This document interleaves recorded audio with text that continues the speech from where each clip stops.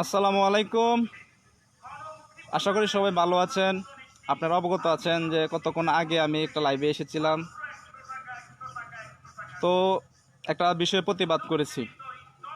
এখন আসলে আমাকে আবার লাইভে আসতে হচ্ছে, কারণ আরেকটা বিষয়ে প্রতিবাদ করতে হবে। আপনারা সম্প্রতি দেখতে পাচ্ছেন যে সোশ্যাল মিডিয়ায় শ্রমিকরা আন্দোলন করছে, আর এই শ্রমিকদেরকে পুলিশেরা লাঠিপেটা করছে। শ্রমিকদেরকে পুলিশের লাঠিপেটা করছে। আচ্ছা ভাই, শ্রমিকরা সারা মাস কাজ করেছে, সামনে ঈদ, এই জন্য তারা কাজ করেছে। তাদের আশা যে বেতন দেবে, বোনাস দেবে, এগুলো নিয়ে তারা ফ্যামিলির সাথে সময়টুকু কাটাবে।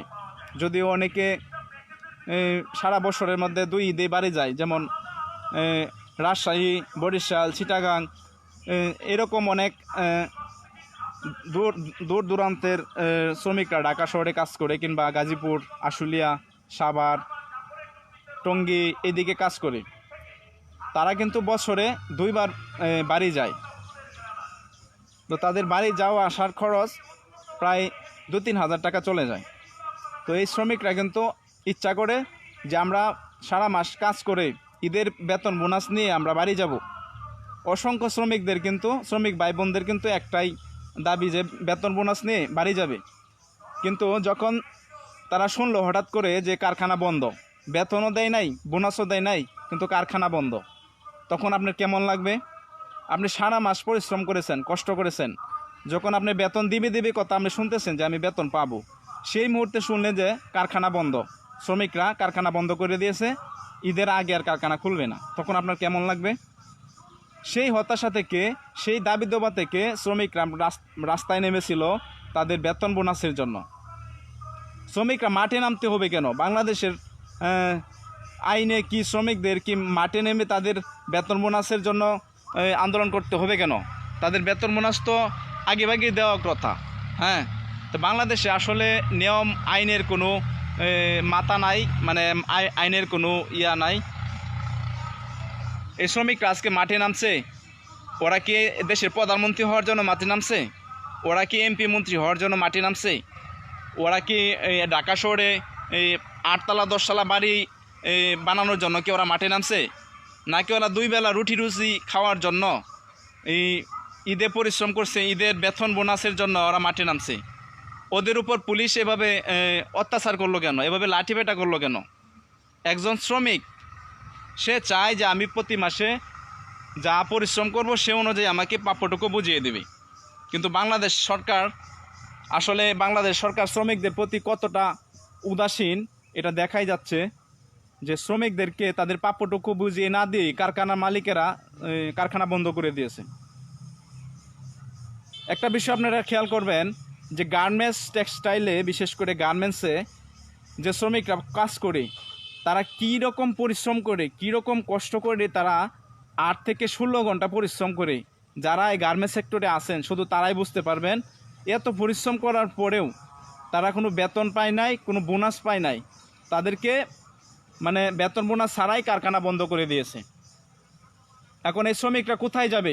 কার কাছে যাবে? শ্রমিকদের কি কোনো অভিভাবক আছে? বাংলাদেশের শ্রমিক যারা খেটে খুঁটে খায়, তাদের কি কোনো সংগঠন আছে? তাদের কি কোনো অভিভাবক আছে? আমি তো মনে করি নাই।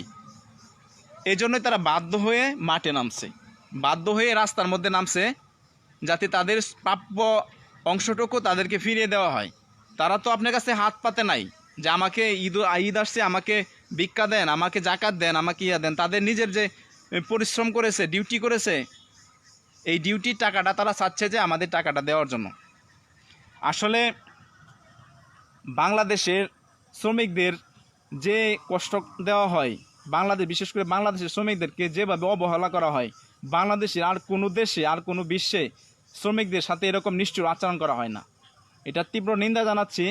বাংলাদেশ যত গার্মেন্টস শ্রমিক শিল্প সমিতি আছে, এই সমিতিগুলার অনতিবিলম্বে এই শ্রমিকদের বেতন দেওয়া হোক, এবং যে বোনাস আছে বোনাস দেওয়া হোক। যদি না দেন তাহলে একটা বিষয় আমি ক্লিয়ার করে দেই, এই শ্রমিকরা এখন কোথায় যাবে? হ্যাঁ, এই শ্রমিকরা এখন সারা মাস ডিউটি কইরা এখন বেতন বোনাস ছাড়া ওরা ঈদ কেমনে করবে? আপনারা যে ঈদের বাজেট 1.5 লাখ টাকা 2 লাখ টাকা করে প্রতি মাসে ঈদের বাজেট আপনারা অনলাইনে দেখি আপনারা বাজেট করেন, অথচ এই শ্রমিকরা সারা মাস ডিউটি করে, হ্যাঁ, ওদের তো ডাল ভাত খাওয়ার টাকাটা পর্যন্ত নাই। ওরা ঈদের জন্য নিজেরা কি কিনবে? একটু কি আপনাদের বিবেকে সাড়া দেয়? বিবেকের কাছে কোনোদিন প্রশ্ন করেছেন যে শ্রমিকরা সারা বছর পরিশ্রম করে কষ্ট করে, হ্যাঁ, ওরা যে ওদের নিজের প্রাপ্য অধিকারটুকু সেগুলো পাচ্ছে না? এরকম কেন বাংলাদেশ? এরকম কেন? বাংলাদেশের শ্রম অধিকার আইন কি বলে? আমি ইসলামের কথা বাদে দিলাম, ইসলামে তো আছে যে শ্রমিকের ঘাম শুকানোর পূর্বেই তার ঋণ পরিশোধ করো। আর বাংলাদেশের আইনের কি আছে যে কোনো শ্রমিক যদি কাজ করার পর তার প্রাপ্য অধিকারটুকু সে যদি না পায় তাহলে সে রাস্তায় নামবে, নাতে কোথায় নামবে? বাংলাদেশে রাস্তা নামা ছাড়া কোনো অধিকার কি বাংলাদেশে ফাঁস হয়? কোনো অধিকার কি আদায় হয়?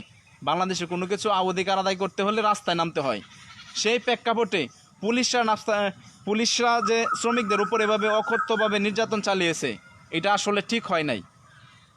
হ্যাঁ, পুলিশরাও কিন্তু জনগণের টাকা খাইতেছে। পুলিশরাও কিন্তু মাস শেষে বেতন বোনাস নিয়ে ঠিকই ফিরতেছে, অথচ আমাদের শ্রমিক ভাই বোনরা তাদের বেতন বোনাস তো দূরের কথা, তাদের প্রাপ্য অধিকারটুকু বেতনটুকু না দিয়ে তাদেরকে এভাবে আপনারা তাদের মিছিলে, তাদের অধিকার আন্দোলনের মিছিলে বাংলাদেশে কে আবার রাস্তায় নামে নাই? হ্যাঁ, বাংলাদেশে শিক্ষক থেকে শুরু করে উকিল, ব্যারিস্টার, MBBS ডাক্তার থেকে শুরু করে প্রত্যেকটা লোকে রাস্তার মধ্যে নেমে তাদের অধিকার আদায়ের জন্য রাস্তায় নামে। তো আপনারা ডাক্তারের উপর এইভাবে অকথ্যভাবে নির্যাতন করতেন। হ্যাঁ, আসলে শ্রমিকরা আসলে তাদের কোনো সংগঠন নাই, শক্তিশালী সংগঠন নাই, তাদের পক্ষে কথা বলার এরকম কোনো লোক নাই। এজন্য আপনারা শ্রমিকদেরকে এইভাবে ঠকাচ্ছেন। হ্যাঁ, আপনারা পুলিশ প্রশাসন আরও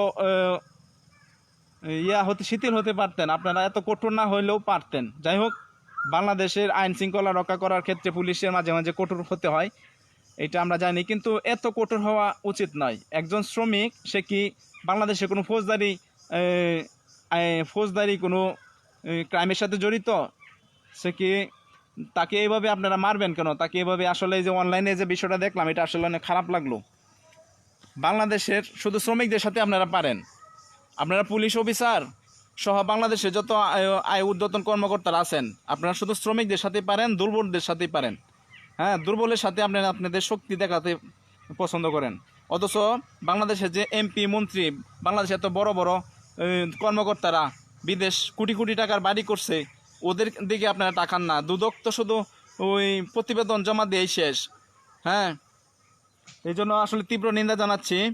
বাংলাদেশের শ্রমিকরা সবচাইতে অবহেলিত, সবচাইতে বঞ্চিত। এদের কথা বলার মতো কেউ নাই। এই শ্রমিকদের সাথে কেউ যে কথা বলবে, এদের কথা বলার মতো কেউ নাই।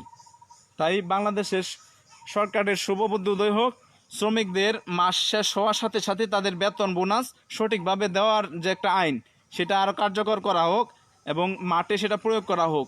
শ্রমিকরা এখন ঈদ বোনাস নিয়ে বাড়ি যাওয়ার কথা, তারা মাঠে নামবে কেন? এই বিষয়টা কি আপনাদের মাথায় ঢুকে না যে তারা কি MP মন্ত্রী হওয়ার জন্য আন্দোলন করতেছে, নাকি দুইটা ডাল ভাত খাওয়ার জন্য আন্দোলন করতেছে? ওই যে আমি মাঝে মাঝে ফেসবুকে আইসা লাইভ করি, আমি কি বড় নেতা হওয়ার জন্য লাইভ করতেছি? আমি জাস্ট প্রতিবাদ করতেছি যে দেশের মধ্যে যে একটা অনধিকার চর্চা চলছে, দেশের মধ্যে যে একটা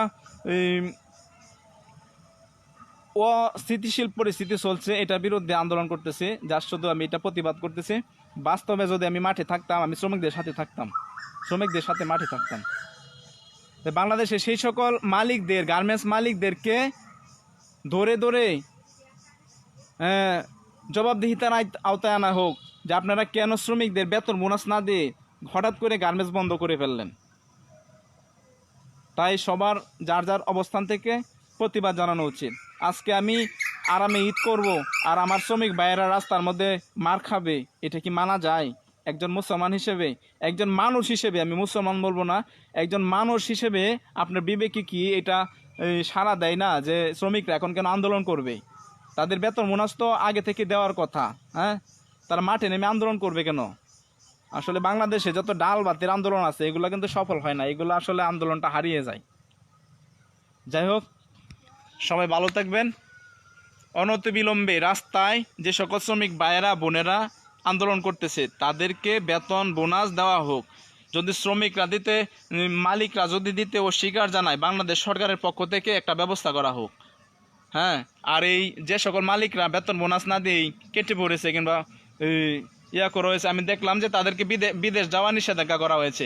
শুধু নিষেধাজ্ঞা দিয়ে আপনারা ক্ষান্ত হয়ে বসে থাকলে হবে না, তাদেরকে তদন্ত করা হোক। বাংলাদেশের সিআইডি, বাংলাদেশের ডিবি, বাংলাদেশের যে গোয়েন্দা সংস্থা আছে তাদের কাজ কি, শ্রমিকদের বেতন বোনাস কেন দিল না, এই তদন্ত করে সুষ্ঠু তদন্তের নিরপেক্ষে এদেরকে একটা যৌক্তিক একটা কারণ দর্শানো হোক। হ্যাঁ, কেন ইয়া হচ্ছে।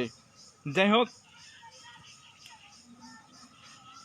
আমি অত্যন্ত মর্মাহত আজকে যে শ্রমিকদের আপনারা এভাবে মারছেন, শ্রমিকদেরকে অত্যাচার করছেন। তাদের নিজস্ব যে তাদের অধিকার সেটা আদায়ের জন্য তারা মাঠে নামছে। হ্যাঁ, তারা কোনো সরকার হটানোর জন্য কিংবা তারা কোনো সরকার হওয়ার জন্য কিংবা কোনো এমপি মন্ত্রী কিংবা তারা দেশের নেতা হওয়ার জন্য মাঠে নামে নাই। দুইটা ডাল ভাত খেয়ে যাতে তারা বাঁচতে পারে, সবার সাথে যাতে তারা ঈদ করতে পারে, সেই জন্য তারা তাদের বেতন বোনাসের দাবি দাওয়াতে মাঠে নামছিল। যাই হোক, বাংলাদেশ সরকার কবে নমনীয় হবে, কবে তাদের বিবেকের উদয় হবে, এটা আমি প্রশ্ন রেখে গেলাম সারা বাংলাদেশের কাছে। সবাই ভালো থাকবেন, সুস্থ থাকবেন। এখন যেহেতু এখন যেহেতু ইফতারির টাইম হয়ে গেছে, এখন আমি লাইভটা আর বড় করছি না।